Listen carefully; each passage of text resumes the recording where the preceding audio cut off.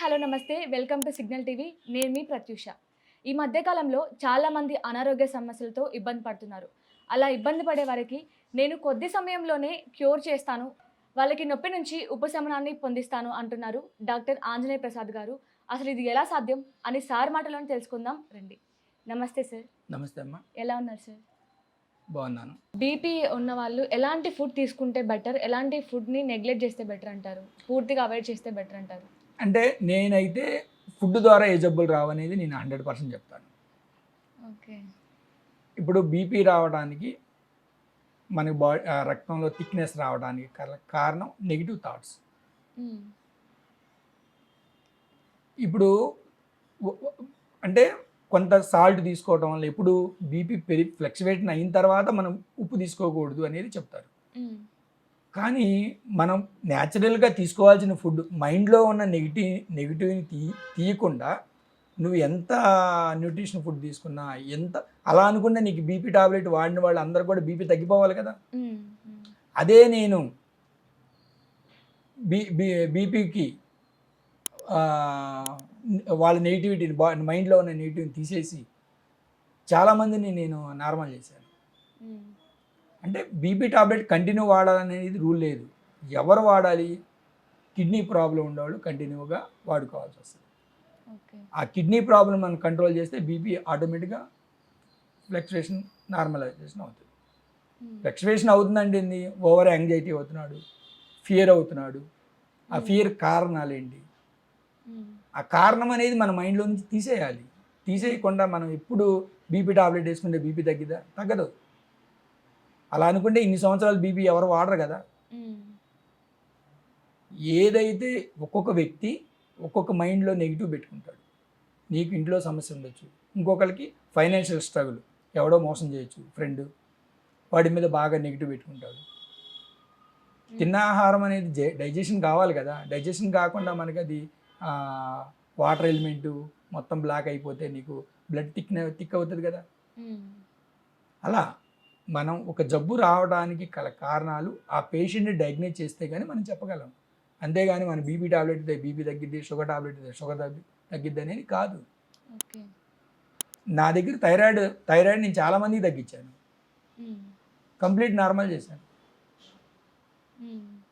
మరి నా దగ్గర తగ్గినప్పుడు అది వేరే వాళ్ళ దగ్గర ఎందుకు తగ్గదు? తగ్గుతుంది కదా. Okay sir. ఇంకోటి ఏంటంటే హెవీగా హై బీపీ వచ్చినప్పుడు ఇన్స్టెంట్ సొల్యూషన్ ఏమైనా చెప్తారా? బీపీ ఇన్స్టెంట్ సొల్యూషన్ న్యాచురల్గా మీకు చెప్పాలి అంతే కదా. మెయిన్ బీపీకి న్యాచురల్ సొల్యూషన్ అంటే అతను స్ట్రెస్ పడుతుంటే స్ట్రెస్ పడకుండా మనం చూసుకోవాల్సిన బాధ్యత అవుతుంది.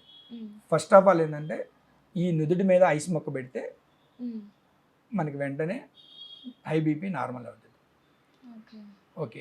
రెండు మెయిన్ ఏంటంటే మన పెదిమి కింద ఈ భాగంలో జస్ట్ ఒక 10 సెకండ్స్ అనేది ఒక పెన్ను కానీ ఒక పెన్సిల్ కానీ ఎప్పుడు మన ఇంట్లో ఉంటుంది. ఆ పెన్ను పెన్సిల్ని మనం ఈ భాగంలో ఇలా ఒక 10 సెకండ్స్ కానీ ఇలా చేస్తే ఫస్ట్ ఆఫ్ ఆల్ స్ట్రెస్ తగ్గిపోతుంది.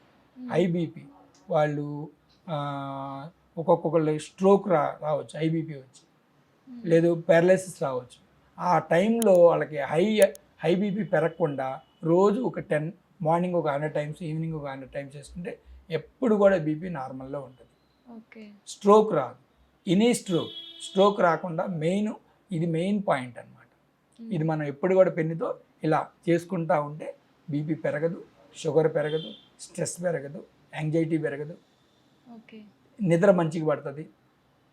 మనకి రావాల్సిన నెగిటివ్ థాట్స్ మొత్తం కూడా న్యూట్రల్లో ఉంటాయి.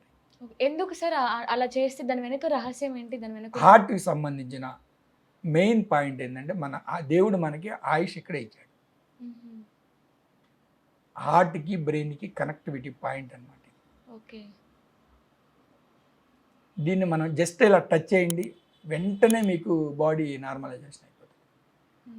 అది బీపీ పేషెంట్లు వాడుకోవచ్చు, షుగర్ పేషెంట్లు వాడుకోవచ్చు, థైరాయిడ్ పేషెంట్లు వాడుకోవచ్చు, నిద్ర రాని వాళ్ళు మెయిన్ హార్ట్ పేషెంట్లు హార్ట్ ప్రాబ్లం రాకుండా ఉండాలంటే ప్రతి ఒక్కరు మార్నింగ్ నిద్ర లేచేటప్పుడు నైట్ పనుకునే ముందు ఒక 50 టైమ్స్ ఇలా చేసుకొని పనుకుంటే వాళ్ళకి ప్రాబ్లం, హ్యాపీగా నిద్రపోతారు.